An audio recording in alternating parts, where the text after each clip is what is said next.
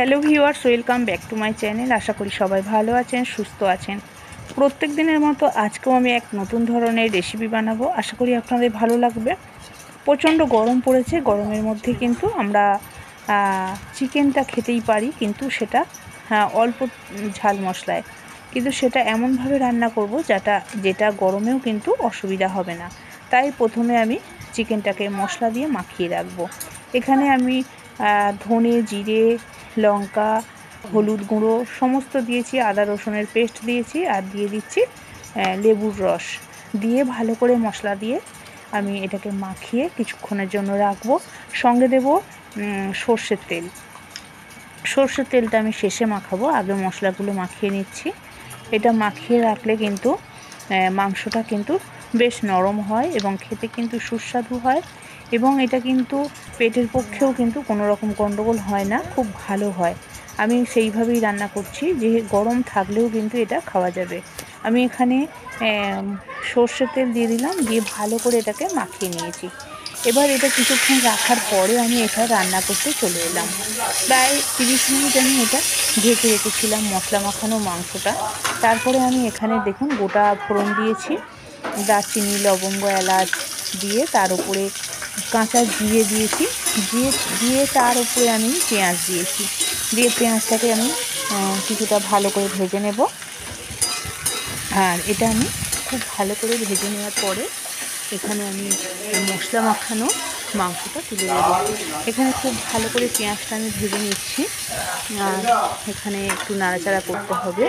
আর তবে খুব খেয়াল রাখতে হবে যে এখানে পেঁয়াজটা যাতে না পুড়ে যায়, সেই অনুযায়ী আমি এটাকে ভেজে নিচ্ছি, হালকা হালকা করে এখানে ভেজে নিচ্ছি। আর ভাজার হয়ে পেঁয়াজটা আমি হাফ ভেজে নিয়েছি, খুব যে কড়া করে ভেজেছি সেটা নয়। তারপরে যে মাখানো, যে আমার মশলা মাখানো যে কাঁচা চিকেনটা ছিল সেটা আমি দিয়ে দিলাম, দিয়ে এবার পেঁয়াজের মধ্যে এটাকে নাড়াচাড়া করতে থাকবো। এর মধ্যে আস্তে আস্তে কিন্তু চিকেন থেকে অনেক জল বেরোবে। এই পদ্ধতিতে রান্না করলে মাংস হজমে কিন্তু খুব সাহায্য করে, কোনো রকম অসুবিধা হয় না এবং টমেটো কুচি দিলাম, আর পেটের পক্ষেও কিন্তু খুব ভালো হয়। আমি এটা একটু পাতলা টাইপের করব, খুব বসা করব না, যেহেতু গরম আছে। গরমকালেও কিন্তু আমরা এইভাবে খাই, আমরা কিন্তু খুবই ভালো থাকি। তা এখানে আমি দিয়ে দিলাম পরিমাণ মতো লবণ দিয়ে আমি আবারও এটা নাড়াচাড়া করতে থাকবো। আর এটা নাড়াচাড়া যতটা করব কিন্তু এর থেকে ততটাই জল বেরোবে। জল বেরোচ্ছে, এর মধ্যে থেকে বেশ ভরভর করে জল বেরোচ্ছে। এখানে এটা কিন্তু ভালোভাবে কষানো হয়েছে। এটাকে এইভাবে বারবার নাড়তে থাকবো।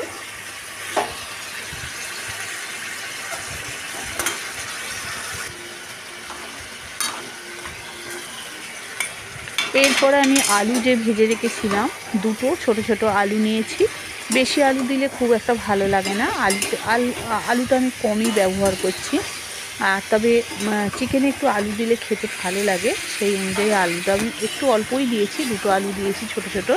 আলুটাকে আমি আগে থেকে ভেজে নিয়েছিলাম, আলুটাকেও আমি চিকেনের ওপরে দিয়ে দিলাম, দিয়ে আবারও ভালো করে নাড়াচাড়া করছি। নিয়ে এটাকে খুব ভালো করে ভাজা হয়ে গেল, দিয়ে এরপরে আমি এখানে জল ব্যবহার করব। এখানে জল দিয়ে এটাকে আবারও ভালো করে সেদ্ধ করে নেব। চিকেনের মধ্যে তেল ছেড়ে দিয়েছে, খুব ভালো করে এখানে কষানো হয়ে গেছে। আর একটু মাথায় রাখতে হবে, তেলটা কিন্তু খুব পরিমাণ মতো যতটা পছন্দ করেন সেই বুঝে তেলটা দেবেন, তবে যতটা কম করা যায় ততটা কিন্তু ভালো। এরপরে আমি মশলাটা দিয়ে দিলাম, মশলার মধ্যে কষিয়ে নিয়ে জলটা দিয়ে দিলাম, দিয়ে এটাকে আবারও কিছুক্ষণ কুক করতে হবে। এখানে কিন্তু অলরেডি মাংসের কালারটা কিন্তু দারুণ এসে গেছে, খুব সুন্দরভাবে এসে গেছে, কিন্তু কোনো রকম কালার ব্যবহার আমি করলাম না। একদম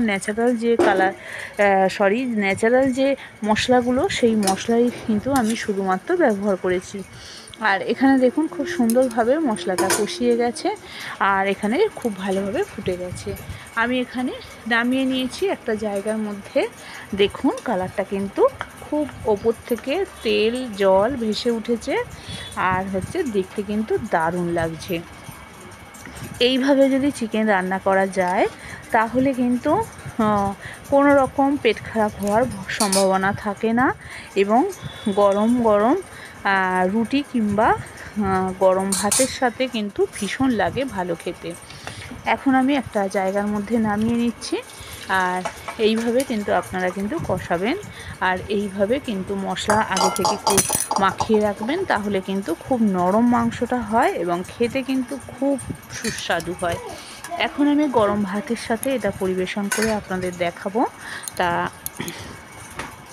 অল্প তেল ঝাল মশলায় এইভাবে কিন্তু আমি রেগুলার রান্না করে থাকি। তা এখন এটাকে আমি একটা জায়গার মধ্যে নামিয়ে নিয়েছি। আর মশলা দেয়া এই যে ওপরের অংশটা কিন্তু দুর্দান্ত লাগছে দেখতে।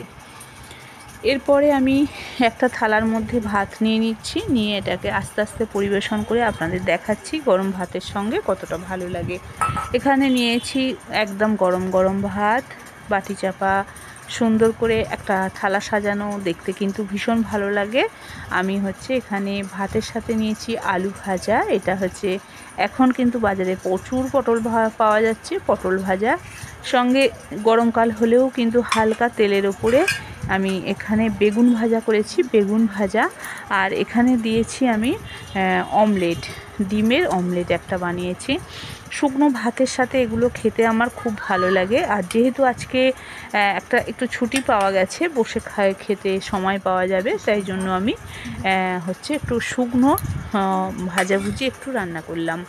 আর যেহেতু চিকেনটা আমি একটু পাতলা কষানো করেছি, পাতলা ঝোলটা কিন্তু ভাতের সাথে শেষ পাতে কিন্তু একটু ঝোল মাখিয়ে খেতেও ভালো লাগে, তাই জন্য পাতলা ঝোলটাও বানিয়ে ফেললাম।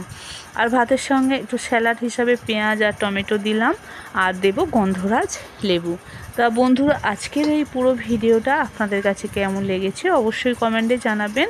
যদি ভালো লাগে অবশ্যই চ্যানেলটাকে সাবস্ক্রাইব করে নেবেন, তাহলে পাশে থাকা বেল আইকনটা প্রেস করে দেবেন, তাহলে প্রত্যেক দিনের নোটিফিকেশন আপনারা পেয়ে যাবেন এবং আমি ভিডিও ছাড়া মাত্রই আপনাদের কাছে পৌঁছে যাবে এবং আপনারা কিন্তু আমার ভিডিওগুলো রোজের দেখতে পারবেন। আর যারা আমার এতদিন ধরে আমার ভিডিও দেখে আসছেন এবং চ্যানেলটাকে সাবস্ক্রাইব করে রেখেছেন আমার বন্ধুরা, তাদের জন্য আমার অসংখ্য ধন্যবাদ। আর যারা নতুন বন্ধু তাদের জন্য আমার চ্যানেলে আসার জন্য ওয়েলকাম জানাচ্ছি। আর এতক্ষণ যে ভিডিওটা দেখেছেন তার জন্য অসংখ্য ধন্যবাদ জানাচ্ছি। আর আজকের এই পুরো মেনুটা আপনাদের কাছে কেমন লেগেছে অবশ্যই কমেন্টে জানাবেন। আর একটু ছুটির দিনে কিন্তু আমরা একটু ভাজাভুজি করে খেতে খুব ইচ্ছা করে, সেই রকমইভাবে বানিয়ে ফেললাম। আর বাঙালি প্রিয় মানুষরা কিন্তু ভাতের সাথে পাতে কিন্তু অনেক কিছুই রাখেন, সেই হিসাবে আমরাও রেখেছি। আর তাহলে বন্ধুরা, আজকে আবারও অন্য কিছু নিয়ে আপনাদের সঙ্গে দেখা হবে। আপনারা অনেক ভালো থাকবেন, অসংখ্য ধন্যবাদ জানাই, টাটা।